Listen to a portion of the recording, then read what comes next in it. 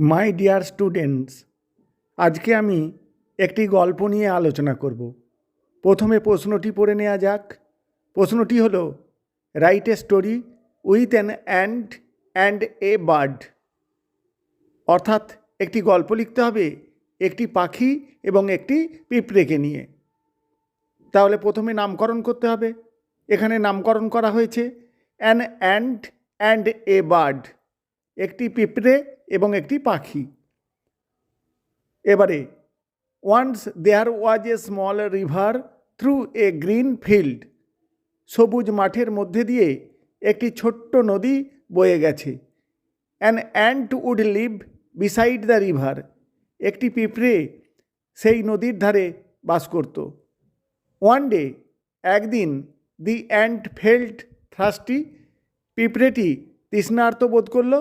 And went to drink water in the river, এবং নদীতে জল পান করতে গেল। He lost his balance. সে তার ভারসাম্য হারিয়ে ফেলল। এবং suddenly fell into the river, এবং হঠাৎ করে নদীতে পড়ে যায়। Help help cried the ant.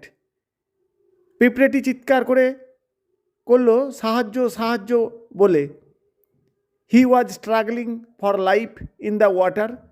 জলের মধ্যে সে নিজেকে বাঁচানোর জন্য সংগ্রাম করতে রইল। But there was none to help him. কিন্তু তাকে সাহায্য করার জন্য সেখানে কেউ ছিল না। A dove was sitting on a branch of a tree near by.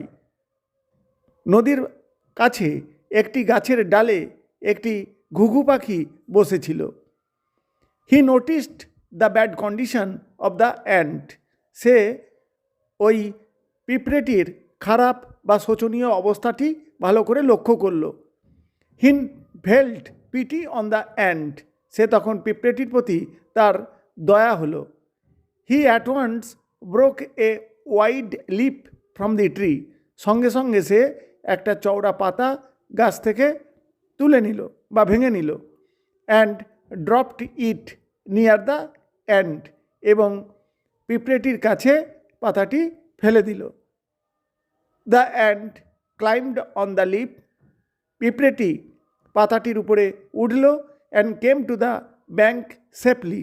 এবং নদীর তীরে নিরাপদে উঠে এলো।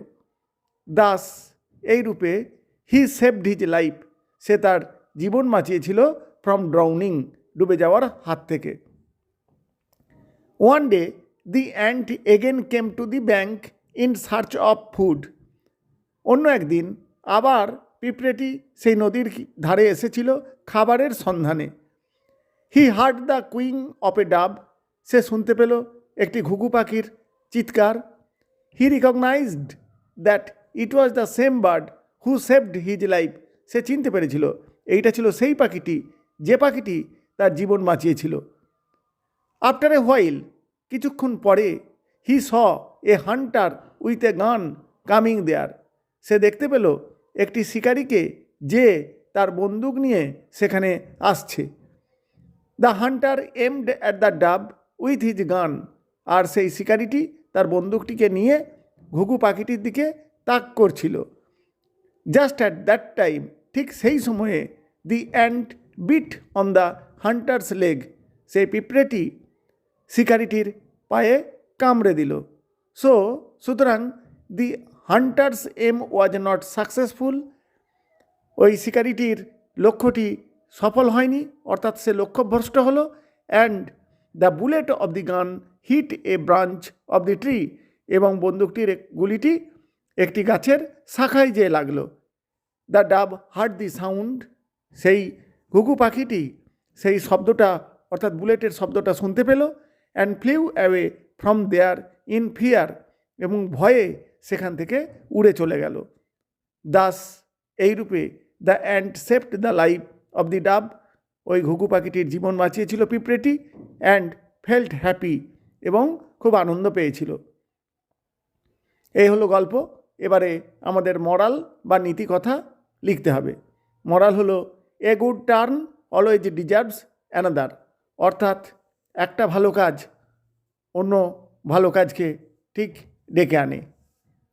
Or a kindness is never wasted, অর্থাৎ দয়া কখনো বিফলে যায় না। এই হলো পূর্ণাঙ্গ গল্প। Thank you all.